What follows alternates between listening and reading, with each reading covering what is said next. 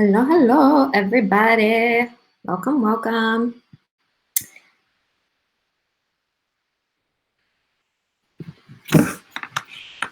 Hello, welcome, Vicky, KJC, Kristen.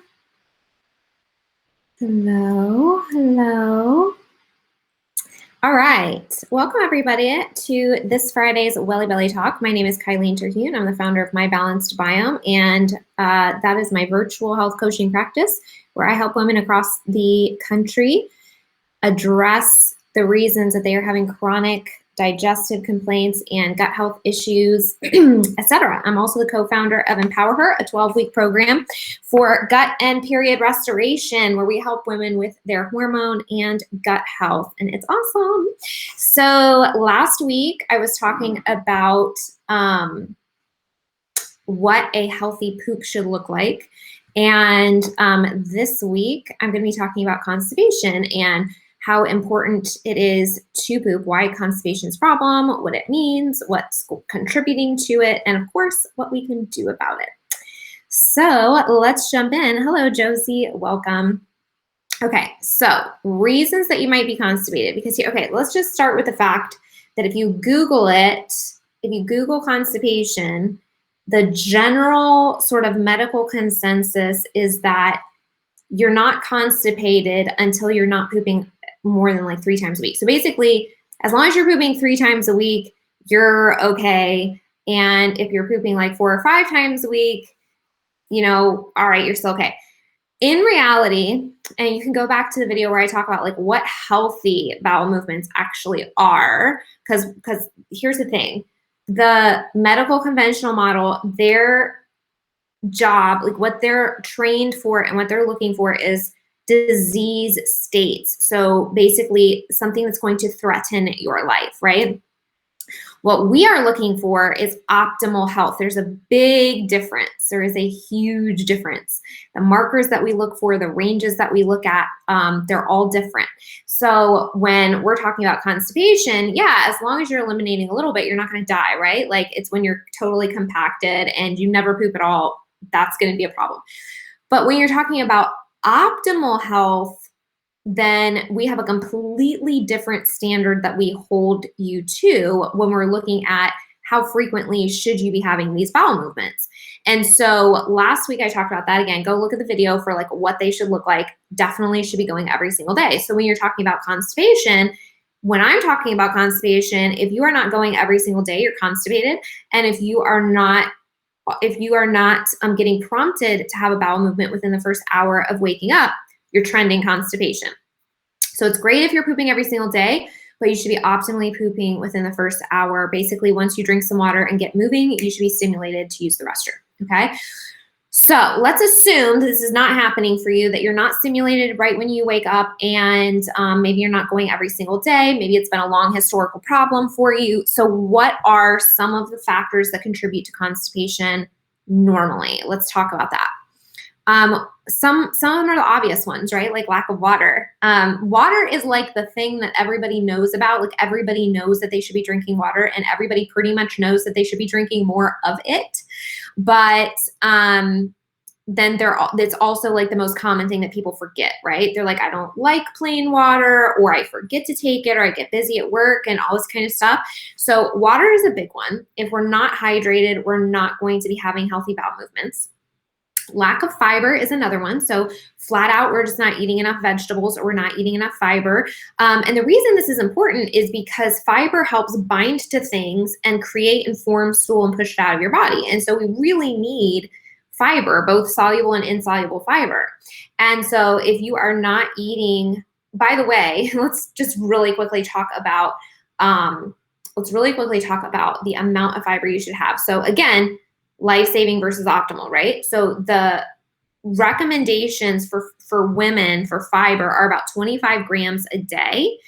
And first of all, most women don't get that. So like if you're kind of wondering, hey, what's my fiber intake? You could jump on something like MyFitnessPal or some sort of tracker and input your food for like 3 days. Don't change what you're eating because that's cheating. But if you really want to see what your normal intake is, what you can do is put it in a tracker and see like how much fiber am I getting? And most women are not getting that recommended daily amount. So that's number one. Number two, that recommended daily amount is not the optimal amount. When we look at what's optimal, we're looking at 25 grams plus. So not only are people typically not getting enough for like the bare minimum, most of us are not getting anything remotely close to what's optimal. So one of the things that helps with that obviously is increasing our vegetable intake, making sure we're eating whole real foods like as our primary intake. Hi Trish, hi Kelly. As a primary intake, we should be eating real food, not a bunch of processed foods that has the fiber and nutrients stripped from it. Now, when we're thinking about water and fiber together, this is very important because if you just jump in and you start eating all this fiber, but you're not at the same time also increasing your water intake, then too much fiber can also constipate you. So it's very important to make sure that you're staying hydrated while you increase your fiber. And it's also not something that let's say you go on MyFitnessPal and you notice that you're getting like 15 grams of fiber a day. You don't jump up to 50. You do this slowly because things like that, I just did a video on TikTok where somebody was saying, hey, healthy food messes with my digestion.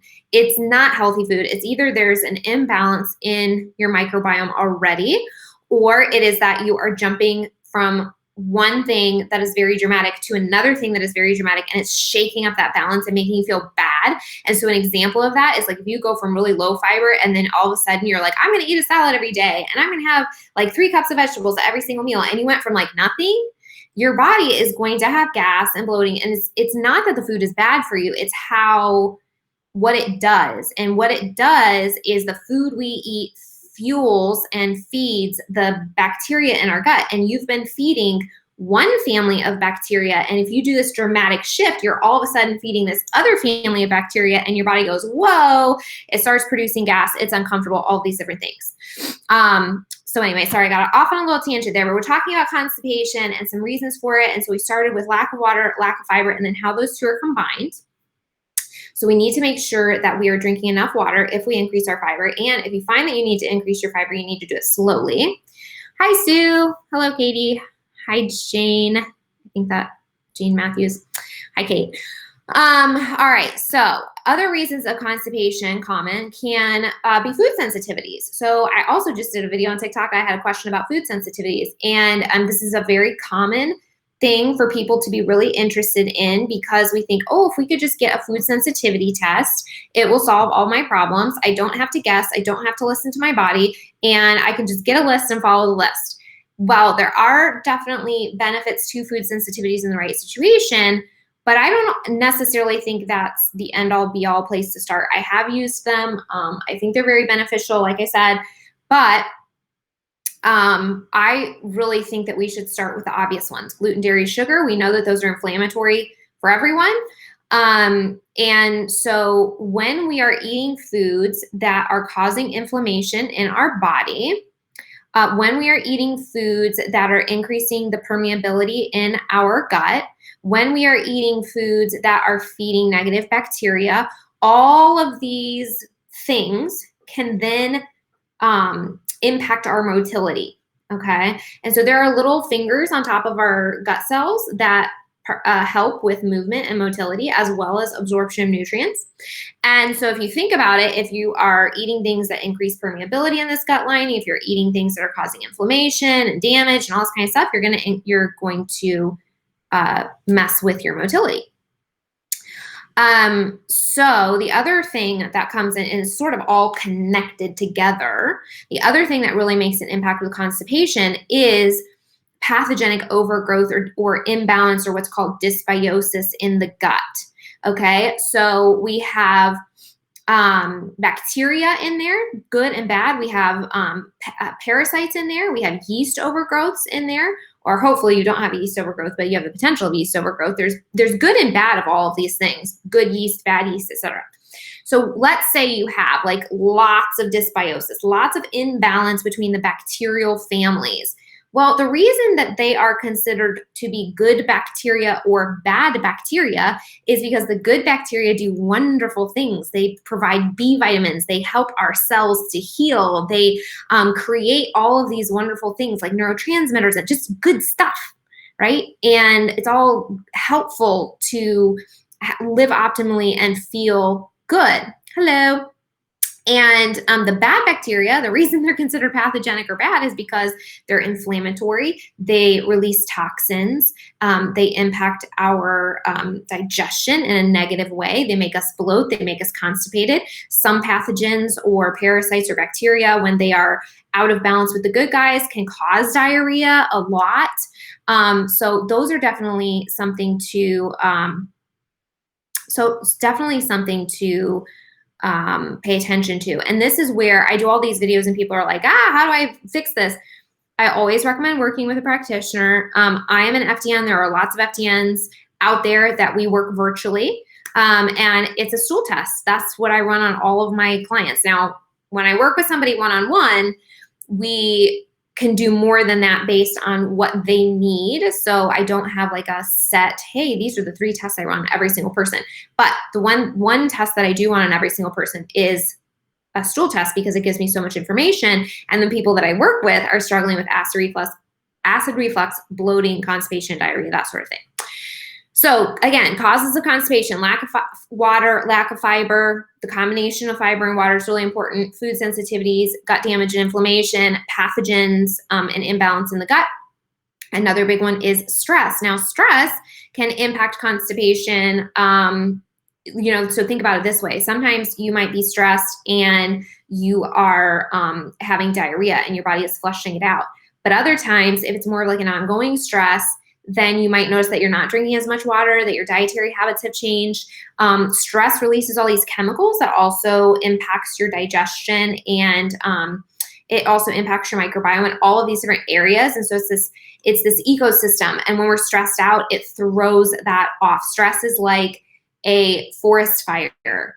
And if it's ongoing, you can imagine the kind of damage that it causes in your body. And so even if it's low-grade stress, obviously it would be a slow burn versus like a really fast one, but it still has the same results. And so stress can lead to major issues.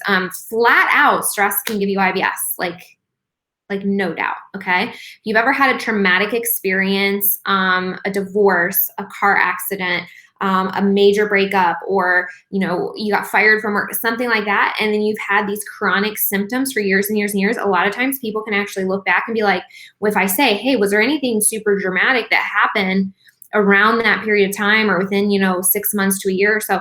Oh yeah, this thing happened to me and it was really horrible and I was stressed out for a long period of time. And so it affects your body. It lowers your defenses and it causes all of these problems, and it stimulates inflammation and it suppresses all the good stuff and it increases all the bad stuff. So stress is really a big deal. And yeah, it can cause constipation or diarrhea, but we're talking about constipation today. I'm so glad. I hope it's helpful. Thank you for joining. Hormone fluctuations for sure. So my business partner, Sophie, is great at talking about this. But if you experience period constipation or period poops, you're probably very aware that your hormone shifts in your hormones can impact how you are going. So again, when we work with people, we're able to look at specific individual triggers. Again, you don't want to look, if you're not eating a healthy diet, if you're not gluten-free, if you're not drinking your water, if you're not moving and walking around, make sure those things are under control, right? But if you're one of those people, and these are the people that we work with. If you're one of those people that's like, I do everything right and I'm chronically constipated, then maybe it's time to work together. And this is where Sophie and I teamed up to do the 12-week Empower Her program, because we look at both the gut and the hormones, and we run the labs on them. And then we give 12 weeks of modules, educational modules of everything you can do in lifestyle and nutrition, all these different things. But then we also combine the information from your testing so that it's a very personalized process. So if you're wondering, hey, am I estrogen dominant? Am I estrogen deficient? Like all these different things, we can help you with that.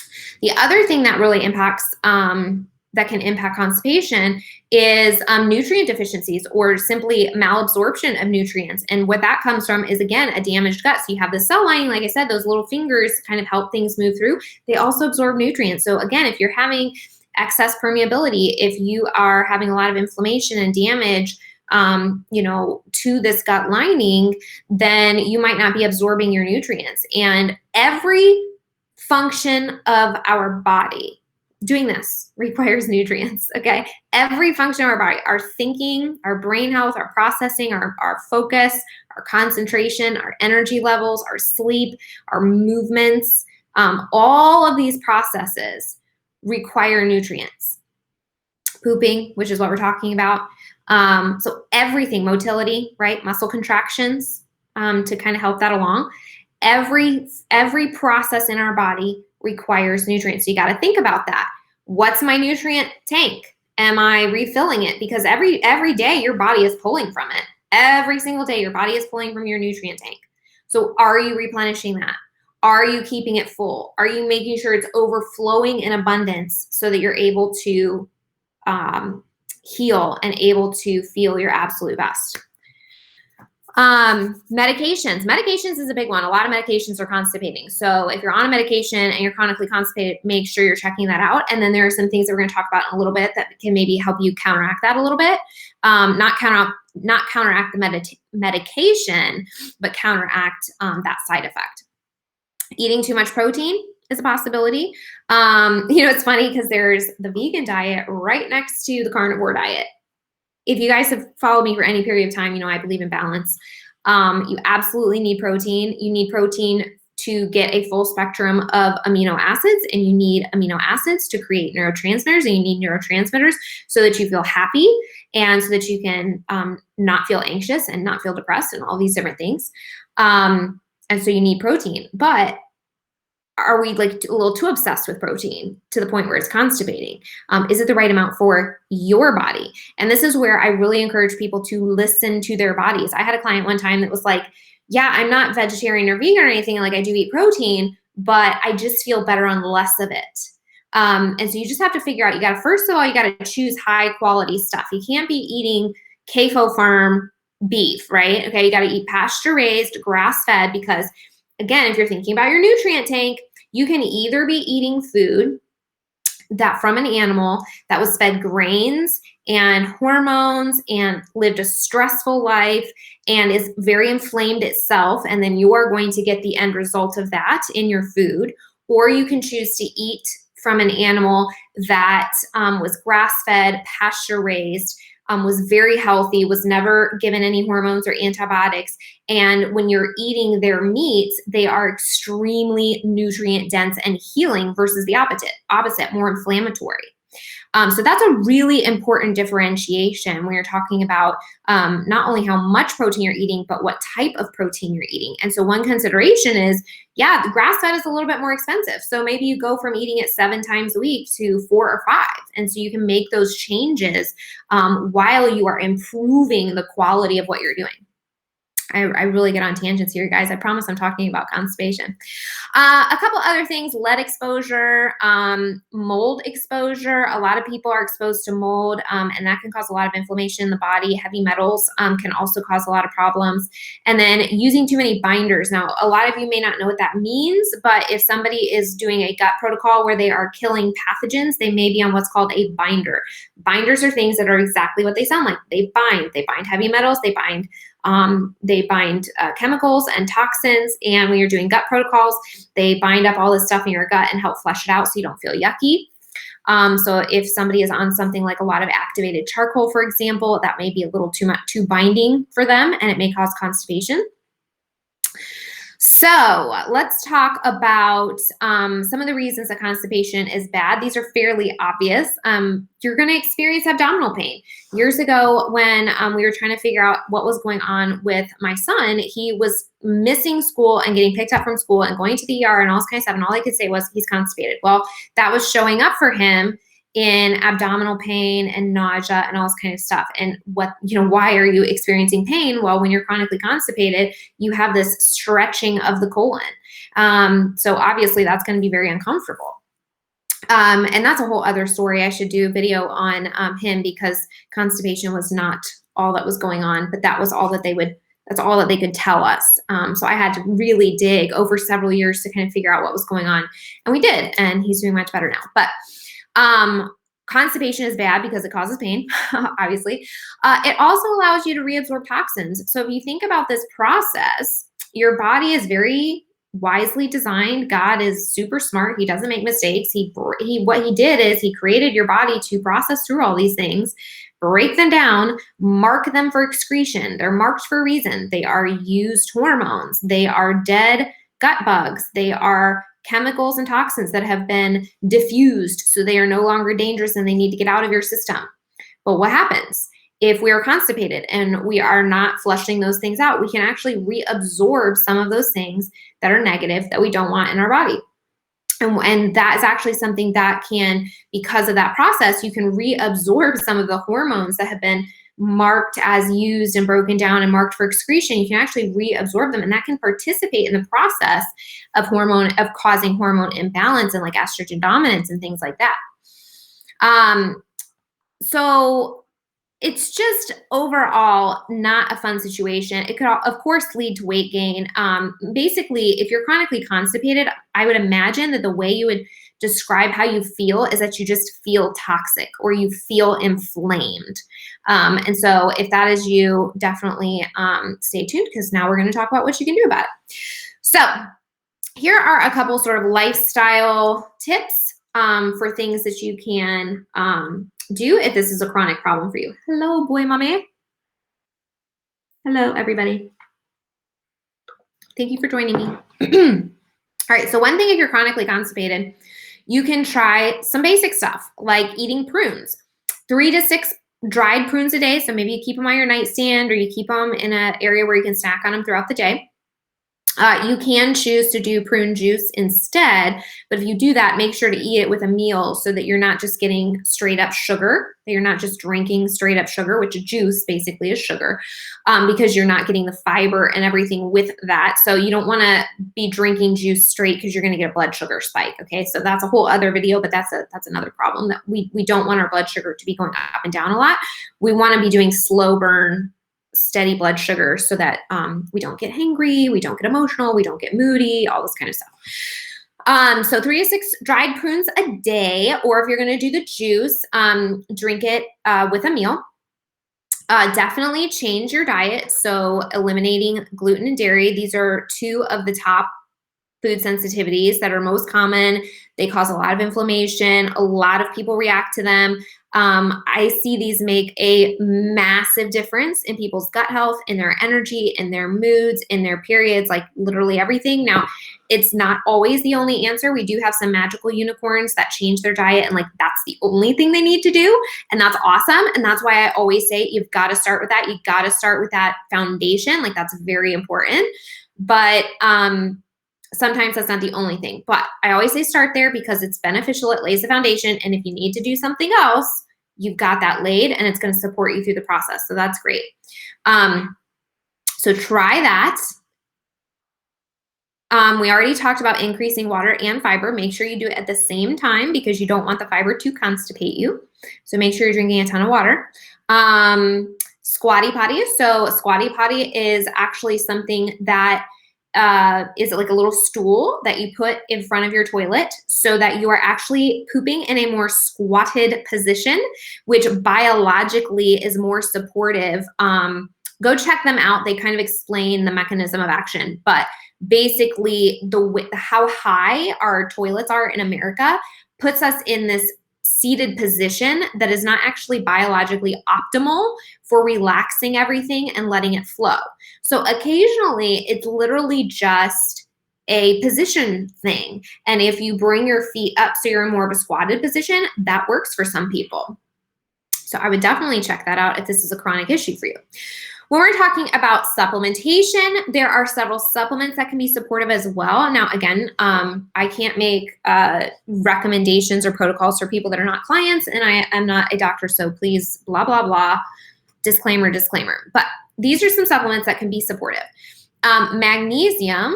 So if you're constipated, you might need magnesium. Magnesium is used in hundreds of biological processes. Like I said, nutrients are used for every single thing that you're doing, right? Every movement, every thought, every feeling, right? We're pulling from our nutrient source, and magnesium is used in hundreds and hundreds and hundreds of biological processes. So there are different forms of magnesium. And I just did a TikTok video about this as well, but there are different forms of magnesium.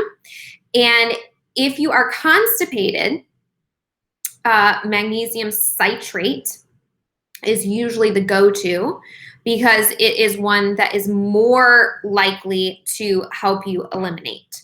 So there's benefits to all sorts of magnesium, but if you're specifically trying to use it more as a laxative, then magnesium citrate is the way to go, and you can start increasing that and see how it supports you. And you can get higher because it is a water-soluble mineral, and so when vitamins are water soluble, that means that when you hit saturation in your body and your body has enough, you just pee it out, okay? So you're not gonna overdose on magnesium.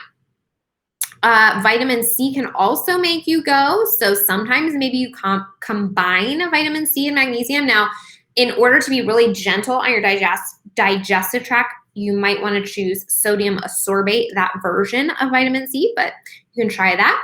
There are also specific supplemental, like herbal blends, like Dr. Christopher's lower bowel formula, things like that, that you can take more frequently to kind of support bowel movements. Now, remember, everybody's a little different, and everybody's needs are a little bit different.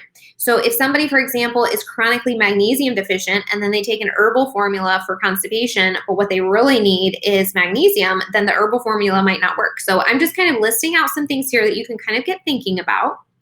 And if it's fiber, maybe doing the prunes and increasing vegetables. So you can I'm giving you ideas. I'm not telling you exactly what will work for you because I don't know. But these are some helpful things. And then the other thing is, remember, this is bad. And if it's a chronic issue, one of the things that, especially if you ever go through a gut health protocol and you're messing with stuff in your gut, you've got to be pooping every single day. Like, you've got to, or else you're going to feel bad. And so every once in a while, a laxative is, fine. But I don't say, I don't ever recommend, Miralax or Exlahex or, I don't even know like all the names of them anymore. But what I do typically use is Senecot, which is an herbal laxative. So it's stronger than something you would want to use daily. You'd kind of want to use it more as a limited time if you're really struggling. But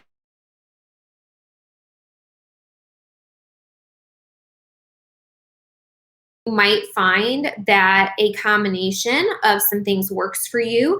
And then as you figure out what that combination is, then using things like laxatives and Senecot and stuff like that can kind of go by the wayside and be kept for more emergent situations. So yeah, just kind of play with it and think about what works for you. For those who are watching on TikTok, you can click the link in my bio and scroll down, and there's a constipation cheat sheet that basically summarizes everything that I just said. And for those that are on Gut Love with Kylene, I will make sure that cheat sheet is posted below the video as well. And finally, and I always have to say this because it really is true, like everybody is different. And so if you try these different lifestyle things and you try these different tips and you're just like, man, I'm doing all the right things, like I said earlier, but I am just not, this is not working for me, that's when you've got to test. Because there is no amount of magnesium, there is no amount of going gluten-free, there is no amount of drinking water that is going to get rid of a bacterial imbalance and 3 parasites in your system if you don't know that they are there. And so if we run a stool test and we look at your life and we look at your nutrition, we look at your sleep, and we do all of this in a holistic, big picture way, then we can personalize it and stop the guessing. I've had people come to me that say, hey, like I did this test and I know, for example, that I have this is not related to constipation, but just as an example, I have H. pylori and I've been trying to work on it for like 18 months or something. And I'm like, really? Because that can be done in like 30 days. So you've got to know, first of all, what's there, and you've got to be working with someone that knows exactly how to address it. And yes, that does take an investment up front, but oh my gosh, if you're constipated your whole life, wouldn't you rather pay a little money for some testing and coaching and like live the rest of your life in a super healthy way because you've rebalanced everything, and then save money because you're not constantly feeling toxic, constantly guessing on supplements, and then making something worse potentially in the future? Anyway, that's my thought on it. I am so like, I live what I preach, and I test myself constantly. So anyway, that is my little conversation about constipation. So TikTok, it's in the link in my profile. Facebook, it's going to be dropped below this video. What else are you guys interested in? Because I do these every single week, Friday, 12:30 EST. Let me know. Drop a question below. By the way, if you're watching live or you're watching a replay, let me know that you were here. Like the video, share it, drop a comment. I want to talk about what you want to know. So let me know what that is. And happy Friday, everybody. I hope you have a great weekend. I will talk to you next week.